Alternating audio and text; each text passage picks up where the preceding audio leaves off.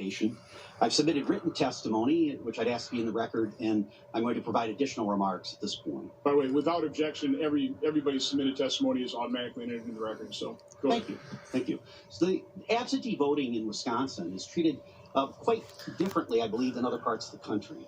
Let me read for you what the legislature found. It's in our statutes. It says that the legislature finds that the privilege of voting by absentee ballot must be carefully regulated to prevent the potential for fraud or abuse, to prevent overzealous solicitation of absent electors who may prefer not to participate in an election, to prevent undue influence on an absent elector to vote for or against a candidate.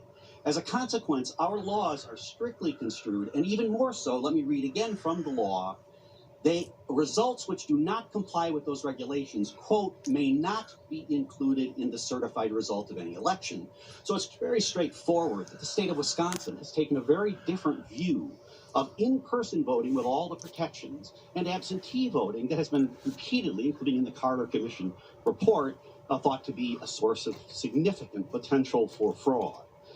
In Wisconsin, we just completed a recount.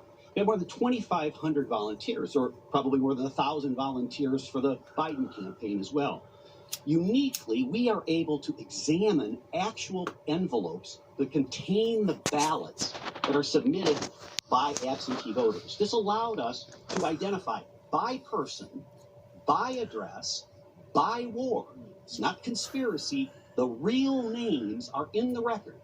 And here's what we found. We found that there were incomplete and altered certificates. These are the certificates on the front of the envelopes that have to be exactly done correctly under our law. If not, those results may not be counted. How many of those? More than 3,000 of those identified by person were nonetheless counted, even though they are clearly invalid under the law. A second category. Initials of clerks are placed on all of those envelopes. Why? Because the clerk identifies it having been properly received and identification is provided. That's the check in advance of the election. What did we find? More than 2,000 of those ballots in Dane and Milwaukee County had no initials at all, but nonetheless, they got counted. We also have special laws in Wisconsin with regard to voting in advance. We do not allow advance voting. We allow in-person and other voting as absentees. So anything before Election Day is under our absentee rules. What did the city of Madison do? They created a system where people could arrive at a park, hand in their ballots in envelopes 5 weeks before the election. They also created boxes. No controls at all, just boxes on corners that you could throw the ballot in. No attempt at all. And our statutes explicitly say there are only 2 ways to submit an absentee ballot: in person or delivery to the clerk's office. That's it. Nothing else is allowed.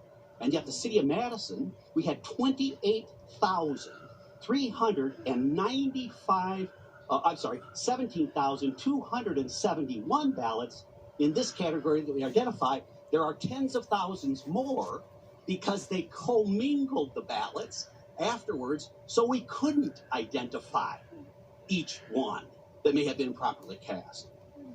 Then we have an interesting category called indefinitely confined. These are people which the statute, I read from the statute, by age, physical illness, or infirmity, or are disabled indefinitely. Among those claiming this status, so they don't have to provide any identification, among those claiming this status is one of the electors for Joe Biden. Who said, I can't get to the polls. We have poll workers who claimed it. We have people who went to protests, people who had weddings, people who had vacations.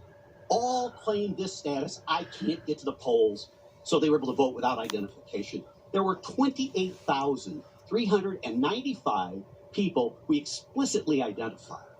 Finally, there are other categories in which as much as 170,000 other ballots were submitted without any application. In fact, they considered the certification envelope the application, though a separate application is required by law. 3 million people properly voted in the state of Wisconsin. More than 200,000 identified during this recount did not. But those votes got counted. And our statute says they should not have been. That, in our view, is a taint on our election in Wisconsin. Not a conspiracy. Thank you, Mr. Troupas. And I believe Joe Biden won our state by about 20,000 votes. Correct. And you're talking about over 200,000 that were outside of our law that probably if the law would have been followed, probably shouldn't have been counted. Correct. Shouldn't have been accepted, shouldn't have been put in the ballot pool.